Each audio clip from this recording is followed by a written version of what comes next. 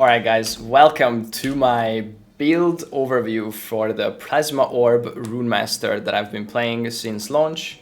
I played this build for 154 hours, pretty much all the way from launch to now, and I'll just go over the character, how it kind of progressed, how's my current gear, what it can do.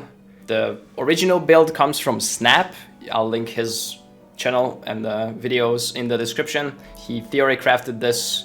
I don't know if he originally came up with everything. Maybe he took inspiration from other people. I don't know. It's people have been asking if it's better than the Hydrohedron. Yes, it is absolutely better than the Hydrohedron.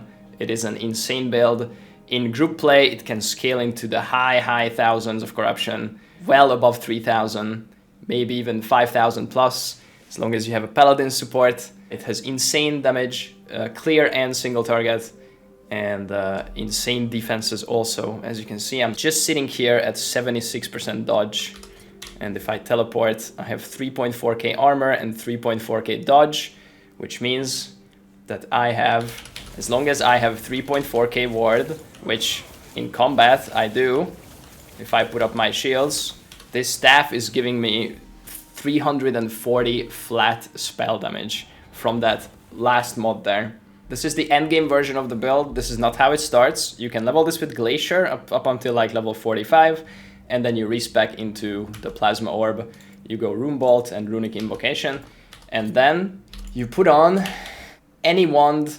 If you don't have a Ladle or a Wrong Warp yet, you put on just any spell damage, crit multi, cast speed, Lightning Pen, any wand like that with an offhand, and it will work. Cast speed is really important because you cannot scale duration in this game for this orb. So the faster you cast, the more orbs you can have out.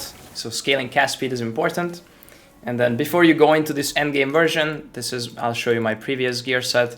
I was playing a Wrong Warp version. I had a cast speed Wrong Warp with a cast speed offhand, and then crit multi amulet. I had this bad belt. I had Morning Frost. And I had these gloves. So the most important item is the chest. You don't need any LP on it, of course. It's just a fundamental criterion. This unlocks your dex scaling potential. You get 3% more damage per dex for invocations with the Gun Rune as the second rune, which is Plasma Orb. Gun Rune is the lightning. So your most important stat is dex because it's more damage. I currently have 116 dex, so that's 340+% more damage just from dex.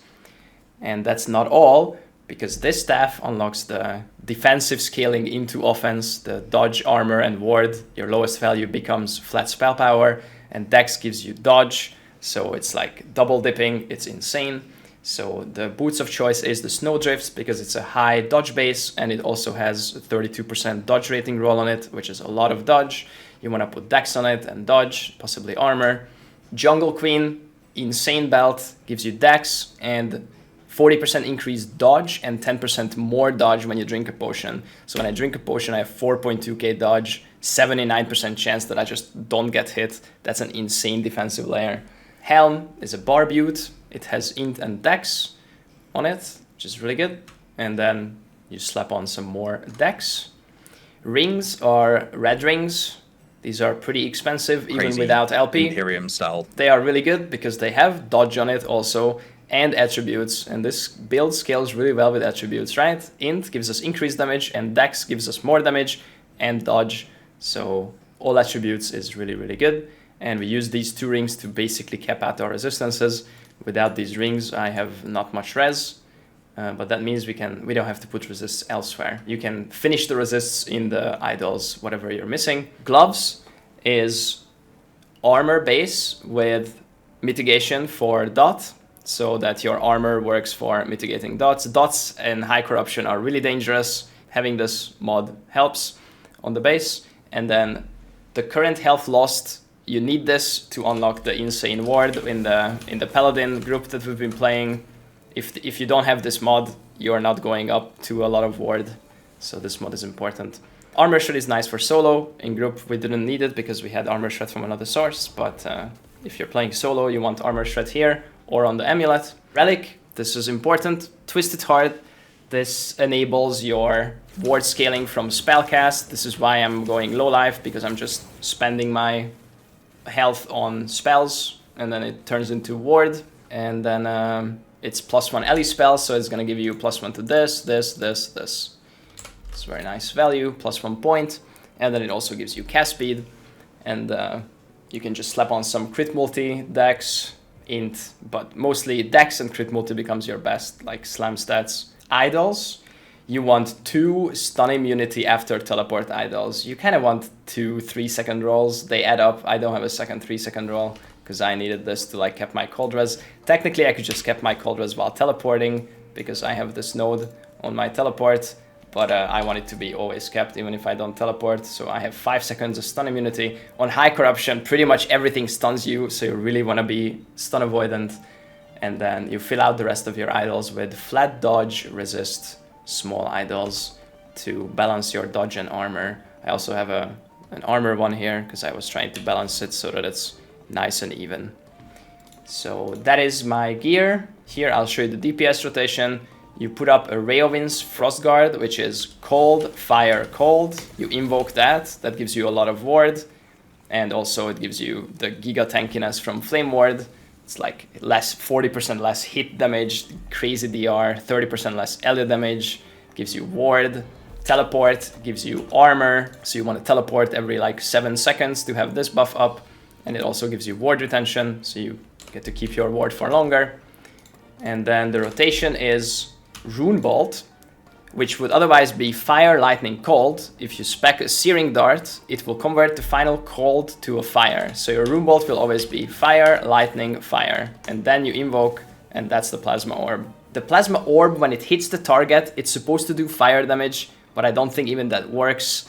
What you really care about is the zaps that come out of the orb. Those are the zaps that actually do your damage. It's not the orb hitting the target, so you don't have to stand at range from the target. You can stand next to the target and it's gonna be perfectly fine. It's gonna be zapping the target. It is not an easy build in terms of gameplay. There's a lot of buttons you need to press, and if you press your Rune Bolt one too many times, you are now on the wrong rotation and now you're casting the wrong spells. So you have to fix your rotation by going back to the Fire, Lightning, Fire every time. So if you're looking for like an RF build that you just press one button and run through the map, this is not it. There's a lot of buttons you gotta press, but it's pretty satisfying when you do your rotations well and you do big damage. So I really enjoyed this build. I'll show you some actual gameplay. Let's go to some monolith. But before I do that, blessings. I picked up % armor and flat armor. They are pretty low rolls. I can easily improve these. But those are Bis, All-Res Blessing on the Reign of Dragons. I have Crit Multi from the Black Sun, and I have Gold Drop Rate for gold. And then Lightning Shred from Ending the Storm. This is not even a empowered one. I should really pick on an empowered one, but we had multiple of these in the group, so it was good enough to shred. And then the rest is just shard stuff, is whatever. So those are the blessings. This is Corruption 2000, so this is really rippy. So when you go into an Echo, you want to put up your shield first. So Frost, Fire, Frost, and then Invoke. And that will give you a big ward buff. And then you start stacking the orbs. 3 casts at a time. Teleport every 7 seconds. Drink a potion every 4 seconds. And then things will die. Put up another shield like every 10 seconds. That is the gameplay. Oh, we got the objective. Got a lot of orbs running. Alright, we made it to the boss. It's an actual boss. And that's the damage on Corruption 2000. This build scales, like I said, well into the high thousands in group. Solo, I don't know, because we've been playing in a group. I think this build can do 1000 solo, maybe 1200, but after that, like, the bosses become so tanky that you just gotta like play perfectly for so long. You are gonna make a mistake and get one-shotted, and that's gonna be frustrating. But I think this build can easily push into the 1000 solo, and then high thousands in group setting with a support paladin. As of this current Last Epoch release meta, things might change, of course, but this is what we did. This is what I have, and yeah, that was a random Echo.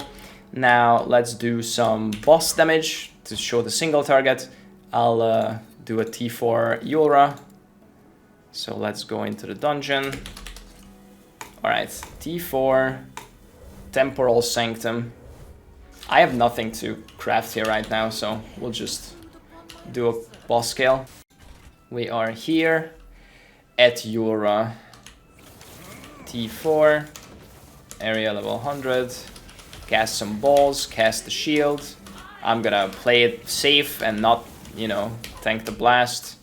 I'll prepare for the little thing that he puts on and put it in the wrong spot. Alright, it's the Maven beams. Maybe I go here.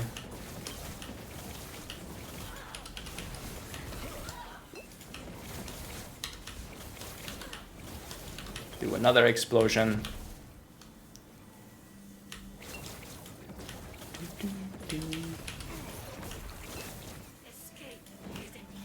Put the other thing here.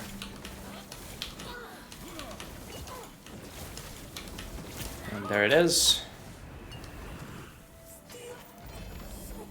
It's worth mentioning that this version of the build, the dodge and armor stacking, only becomes better than the Wrong Warp version when you have at least 2500 dodge and armor. Until then, you should just be playing Wrong Warp, or if you don't like the fact that you're Wrong Warping, you're teleporting wrongly, then just use a ladle with like 2-3 LP, or even just a T7, T6 wand. But Wrong Warp is just better. It's a lot of damage. It gives you spell damage per movement speed. You can get like 130, 40, 50 movement speed, so that's like 450 ink damage every time you teleport, and it makes you immune after teleporting for 1 second and stuns things on impact. So this is what I played up until Corruption 1000, and then I got the gear set for the proper dodge setup. So yeah, Wrong Warp, good. Ladle, okay. Ladle's been nerfed. It's only 6% per negative element, and you can only get 8. This used to be uncapped. This used to be insane. You could put like 20 plus debuffs on a target and it would give you like 8% damage per before the nerf, but they nerfed it, so now Wrong Warp is the next best thing. I'm running a T4 Lightless Arbor dungeon. I haven't run this dungeon before on launch. I asked someone from chat to open one, because I haven't even done the tier 1, tier 2, tier 3, so someone just opened the tier 4. We'll see what happens. Proceed. Uh-oh. Oh yeah, we need to kindle this, right? Yeah. It is burned down. So now what? Is this not burned down? Oh, this one is not done yet. Oops. Okay. Okay, he is fully burned down now. We got a beer. And we go and fight the boss. Good luck.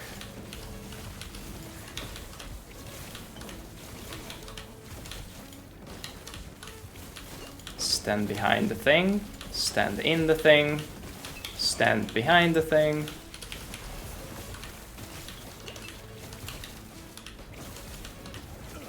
Okay. And that's it. T4 Lightless Arbor. Done. Now, I have not done a gold gamba on launch, because I mean you just buy your upgrades, but add a chest that drops a rare item, an exalted item, a unique item, and a set item. Sure. I'll spend 300,000 of my gold, okay, on this. Duplicates every chest. Sure. Additional set item. No thank you. Exalted item to all chests. Sure. Adds a chest for 300k. Okay. Okay, now I already spent 300k.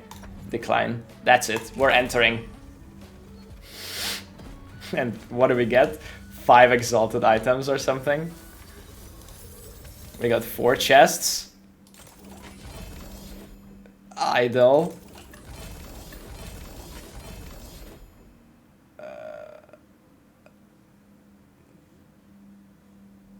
Nothing. So I'm just experimenting with this mod on the belt. The travel reversal, skill cooldown recovered on potion use. The travel reversal. Traversal.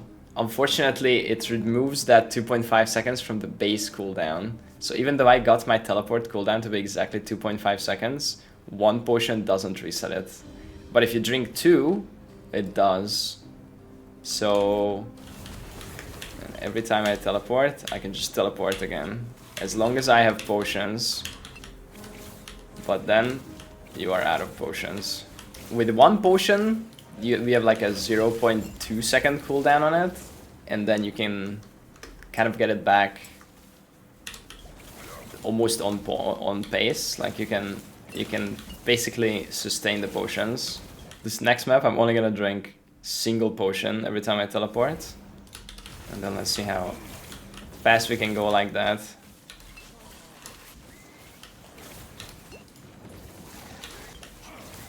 It's not bad. And we're already seeing the objective. And we have used up most of our potions, but we're here. And we can pick up the potions while this gate clears. Already have 7 for the next map. Back to 12. Map's done. Back to 15. So if you want to kind of go faster, if you're just farming your, blessings and you don't care about high corruption, you can brick your build a little bit to put this CDR. You need CDR on belt, boots, possibly 1 ring or gloves base, and then you can get the teleport down to 2.6. Or if you want to double tap, then you don't need this high tier of a mod. This is a T7 experimental mod, perfectly divined. I spent way too much on this, but it's just for fun and testing. Anyway, that's it. So this build has been really fun. This has been the most engaging ARPG build I've played, I think, ever, because of the DPS rotation and all the conditional buffs that you can have up. And when you do, it feels really good. You are really rewarded with a lot of damage on this build if you play it properly. So once again, big shout outs to Snap for coming up with this build or min-maxing it. It's been a really fun journey leveling it and min-maxing it myself. I hope that inspires you to build something similar. Try it out. It's a cool build. Thank you for watching and see you in the next one. Bye. Okay, I don't know. I still don't know how to end YouTube videos, but this is how this one ends.